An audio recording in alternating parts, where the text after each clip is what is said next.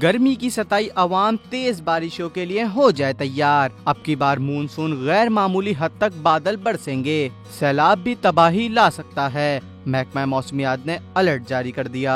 महकमा मौसमियात के मुताबिक रवां साल मानसून की बारिशों में 35% इजाफे का इम्कान है। पंजाब में 1 जुलाई से मानसून की बारिशें शुरू होने की तवक्को है। जुलाई के पहले हफ्ते में 15 से 50 मिलीलीटर बारिश का इम्कान है। जुलाई के दूसरे हफ्ते में 25 से 35 मिलीलीटर बारिश मुतवक्का है। जुलाई के तीसरे हफ्ते में बलाई पंजाब और जुनूबी पंजाब में 15 से 25 मिलीलीटर बारिश हो सकती है।